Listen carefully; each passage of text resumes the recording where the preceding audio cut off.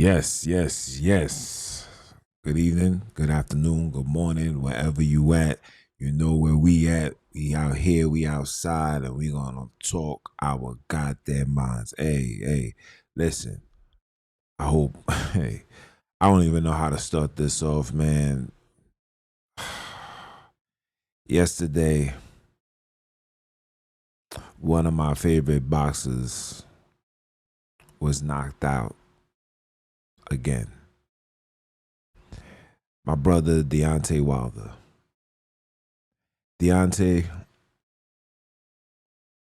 let me have a conversation with you.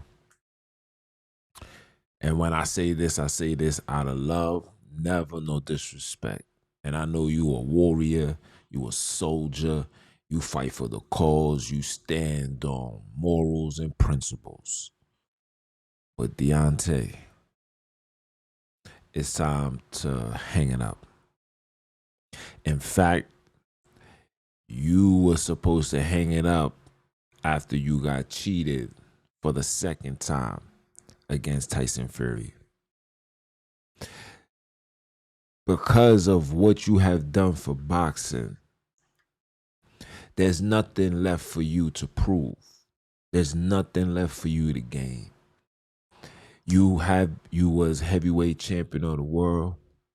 Nobody has a better knockout ratio than you. You are the epitome of a warrior. You stand on business. You are a great father. I know your situation with your daughter, and you fought for her, and it led you to where you at now. But it's time for you to call it quits, because at this point, you're just tarnishing your name, your legacy. Similar to Roy Jones Jr. The greatest fighters should not have more than 3 losses on their belts. I don't care what they got to say, it's 3 losses. And especially if those losses come by the way of knockout.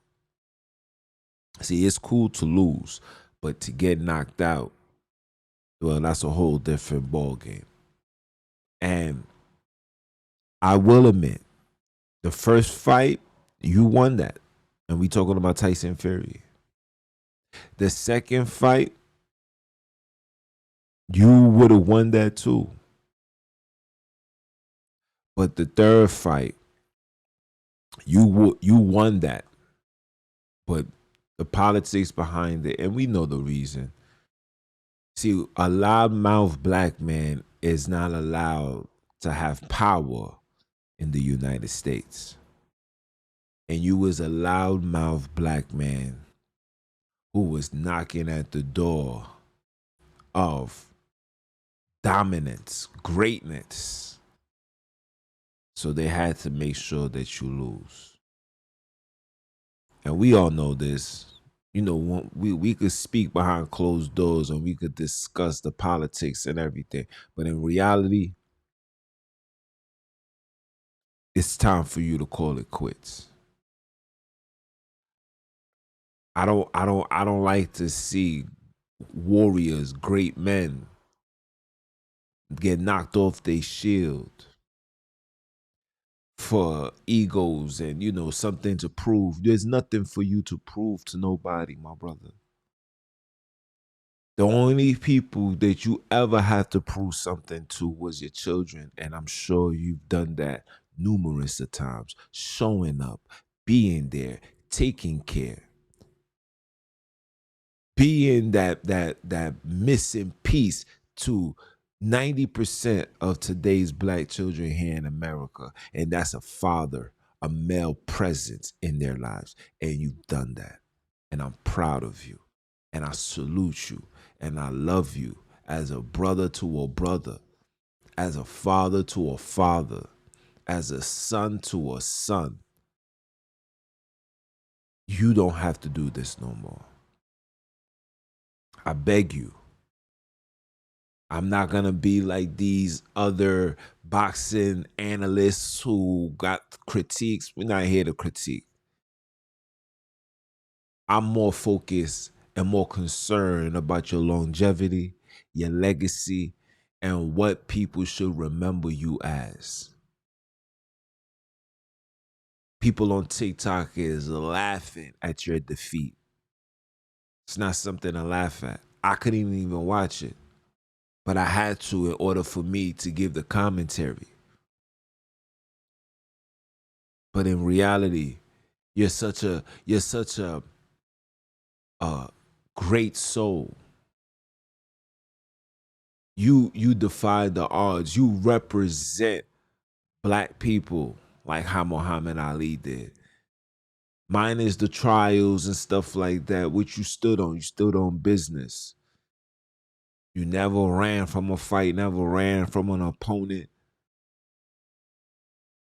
And even through your laws and the warrior that's in you is the reason why you went back into the ring. And I get it. But even the warriors gotta hang it up. Take your fight somewhere else now. Take your fight somewhere else. Take your fight in politics. Take your fight for black empowerment. Take your fight there. Use your resources, your finances to face your community. I believe you from Alabama. Alabama is one of the worst states when it's pertaining to black people. That's where your fight needs to go to. These people that's putting money behind you, they don't give a damn. They don't care if you win, lose, draw.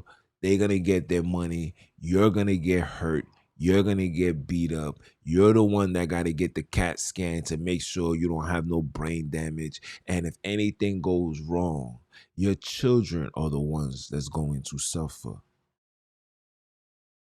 The Bible says everybody is your friend when things are good. It's when things are bad you will know who really your friends are.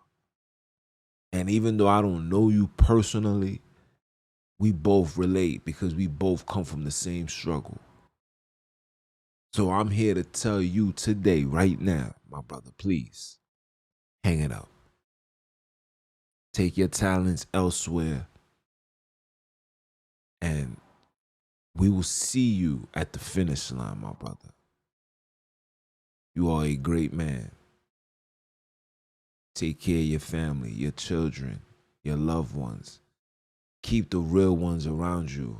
Remove the Judas. There's a Judas in every crew. Just pray it ain't you. And I'll leave it as that. It's your brother man from the motherland.